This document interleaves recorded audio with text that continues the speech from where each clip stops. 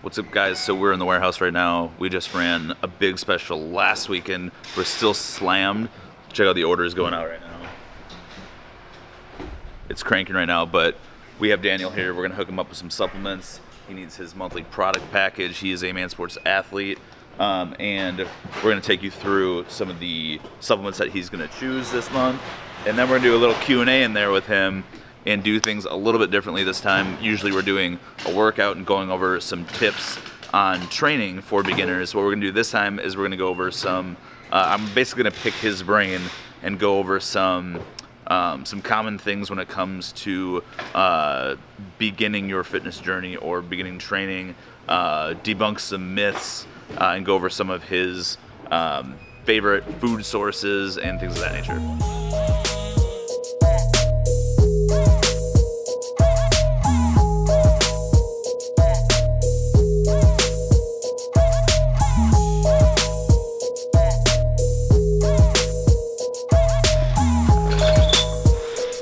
If you guys are training, this is literally like the first thing you should buy. Absolutely. A good multivitamin, especially if you're dieting too, just so you get your micronutrients as well. Because you're going to be, when you're dieting, sometimes, I mean, your food selection is pretty small, but you want to make sure you're getting pretty much everything your body needs at that point in time, so you're not deficient. I'm stacking this right now with the joint product that you gave me. So, cool. Awesome. And it being cold, so Yep. yeah, that helps.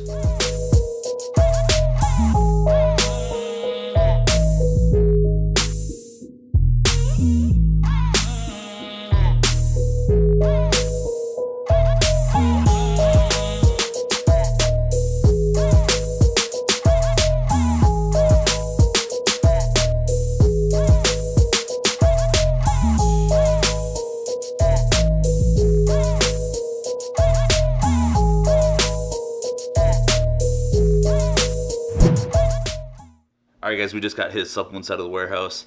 Now we're going to do a little Q&A for you guys and kind of go over some basic things for beginning your fitness journey or getting into the gym for the first time in terms of training. Okay, so let's start off with, what is the biggest beginner mistake you see people make? I think the biggest beginner mistake that people make is they feel like they have to jump into this full swing, 100%, get every supplement, get every piece of equipment, get every piece of clothing, and jump right into a hardcore diet. And I believe that that is the #1 biggest mistake that people can make, is because when starting in this journey, if you have never done this journey before, you want to start small, like whether that be, cutting out dairy, you don't want to just get gung-ho into a diet or into a workout program, because you're going to get burnt out super, super easily, because a lot of this is mental as well. Yeah, and I think kind of going off that too, if you throw yourself all the way in, and just like taking supplements too, if you start off with taking 10 different supplements, you have no clue what's working for you. Exactly. So, all right, so going off that one, what is your #1 tip for beginners? I would say my #1 tip for beginners is to start small with the supplements. Like for Man Sports, what I tell most of my clients online is to start with isoamino and your isoprotein. That's the two main supplements that I like to start my clients on. It's super easy, and like you said, if you start all these ones at one time, you're not going to know what's working for you. So the isoaminos are going to help in a big way, the branched chain amino acids, and along with the isoprotein, which has barely any carb or any fat in it and just strictly protein. Yeah, so it's basically starting off with a foundation, and then you can add from there. Absolutely. As you go, I want to ramp up my metabolism, or I want to get more energy in the gym. Exactly. You add those in slowly so you know what's actually working for you. Yes. Okay, so switching over to kind of the dieting side of beginning your journey, what are your top 5 foods in terms of protein sources? All right, so top 5 foods for protein sources. Definitely your chicken. I try to stay away from any meats that have a lot of processed in them or anything that has steroids. So I will buy organic, but like I said, I'm a little bit more advanced into this. So in the beginning, you don't really have to worry about that. But I would try to stick to the lean meats, like your whitefish, your chicken, ground turkey, those right there. And there's 2 whitefish that you can get, cod and tilapia, and there is a bad rap on tilapia. but like I said, it works. You can get it sourced differently though, can't Absolutely, you? Yeah. absolutely. Those two, and again, chicken breast, lean beef, 93.7, 96.4, something like that. You got to have your fats in your diet as well. And then, of course, again, ground turkey. So those 5 right there, for sure.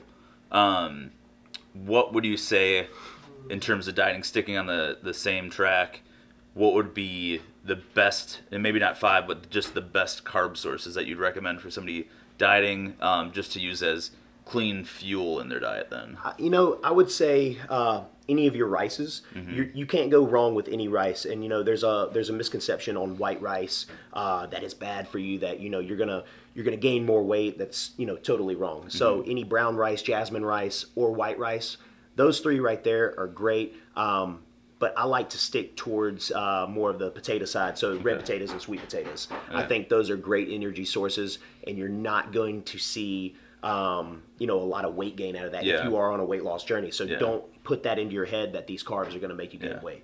What's your take on normal potatoes? Are they too starchy? The white potatoes, so again, what I'll do for my clients and even myself is I'll go 3 or 4 days without it, and then kind of shock my system with that white potato, and then go back to either my normal potatoes or my rice, and that way it shocks my system a little bit, and does give me those starches. I mean, you need those every now and then, and it shocks your body, especially you have a crazy training session. Absolutely, absolutely. Okay, cool. All right, so anybody starting a diet too, I think one of the hardest things is to get off of kind of like your normal habits, sodas, fast food, stuff like that. What would be your kind of top diet hacks? So top diet hack, and I put this on all of my plans. I always tell my clients to drink water. That's definitely get a gallon in a day.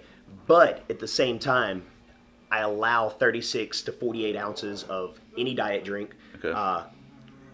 Crystal Light, the Monsters, zero carb, zero sugar. So basically, if it has 0 carb, 0 sugar, I allow that with up to 48 ounces a day, and that does help you kind of break that soft drink little era that you've been in for your past life. So, that's what we kind of want to break away from. So I'm not necessarily going to cut,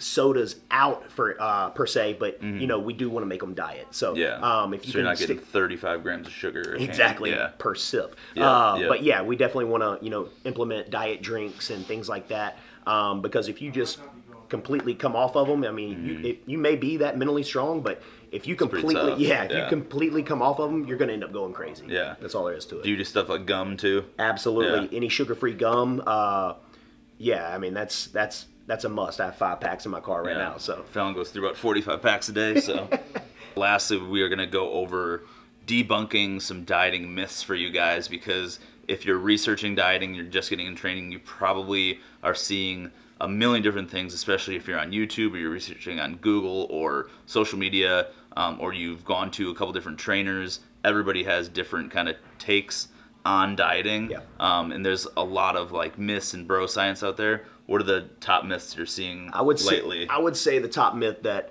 I'm seeing right now, and we've talked about this, was the keto diet. And a lot of coaches are switching everyone over to keto because that's what their clients are telling them that they've heard about and they want to do, so they're trying to make their clients happy. So I would say the biggest misconception about that is a lot of new people coming into this industry think carbs are going to make you gain weight. Carbs are bad. Carbs are bad. That's not true at all. I have clients, and everybody's different. I do put people on keto diets, but for the majority, I've had people lose weight off of 400 carbs.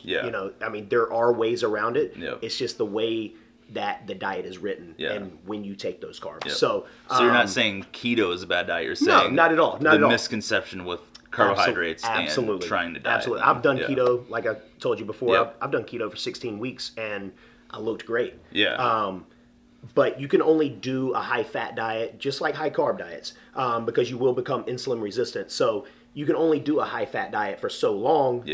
If you don't taper off of it, you're going to explode whenever you start eating carbs, and you're going to blow up. And these are just diets, too, so they should be a short-term thing where eating healthy is more of the lifestyle, and then diets are intermittent.